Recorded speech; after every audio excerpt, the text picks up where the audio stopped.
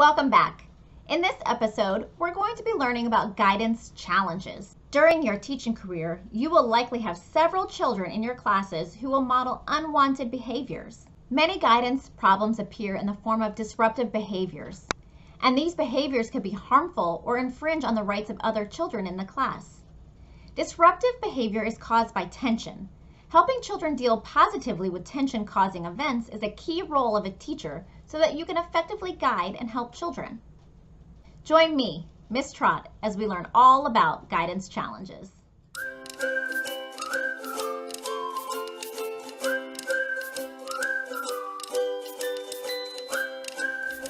There are many causes of behavioral problems in children. These include certain stressors and frustrations children do not know how to handle.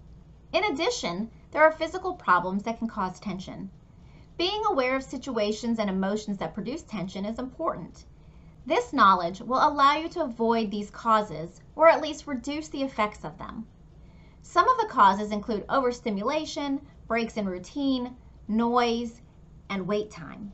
Frustration and physical problems like poor health can also cause guidance problems. Stress is the body's reaction to physical or emotional danger signals. This reaction often takes the form of tension. Mild or occasional stress is not a problem. However, constant prolonged stress can threaten a child's ability to cope. Early in life, children are already learning how to cope with stress by watching the adults in their lives. As a result, children vary widely in how to handle stress. Stress can be caused by negative and positive events. The family unit can serve as a buffer from stress and be a source of many stressors in a child's life. The influence of family can be positive or negative, depending on the family dynamic. Family stressors can range from birth of a sibling, new school, constant activity, or could even be crisis, such as a divorce, job loss, or death. Handling family stressors of any type is difficult for young children. The intensity of a child's reaction will depend on how threatening the stressor is. Children feel guilty if they believe their behavior caused a family crisis, such as divorce, and explaining that a crisis is not a child's fault can be helpful. Prolonged stress in early childhood can undermine healthy brain development. A child depends on their environment for experiences that promote optimal brain development and resiliency. Stimulation for caregivers influence the wiring of a brain.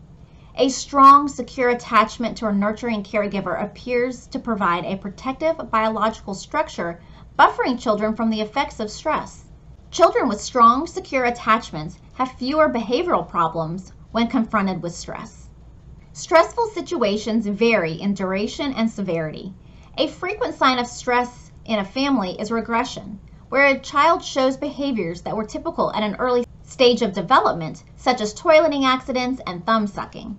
There are also many behaviors exhibited as a sign of stress, which we'll discuss in a moment. A partnership with families is important to support children's development. Two-way communication between teacher and parents is vital. As a teacher, you can help children handle stress when you're aware of their family situation that could affect the child's behavior. Recognize, however, that crisis in the family will affect parents too. If a family member seems open to suggestions, you may be able to refer them to a community resource that can help, but you should never pry.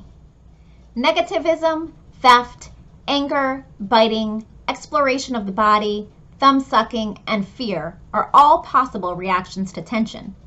These reactions remind us that children are people too. You must deal with and guide their behavior just as you would an adult. Accept a young child's negative behaviors. However, keep in mind all health and safety regulations. When working with children, provide a supportive, affectionate, and consistent environment. Observe carefully and really listen to children. Talk with children about their feelings and help them recognize and label those feelings. Teach coping behaviors using specific praise and acknowledging the child. Correct any misconceptions children have about themselves to help them see themselves as a positive, worthwhile person. Now let's review what we learned. As a teacher of young children, at times you will experience problems guiding the children in your care. Common causes of guidance problems include overstimulation, changes in routine, loud noise, frustration, and physical problems. Your goal is to guide children as they learn appropriate social emotional skills. Knowing how stress affects young children is also important. Stress can have many causes, and young children do not know how to handle stress well, resulting in expressing themselves through unwanted behaviors.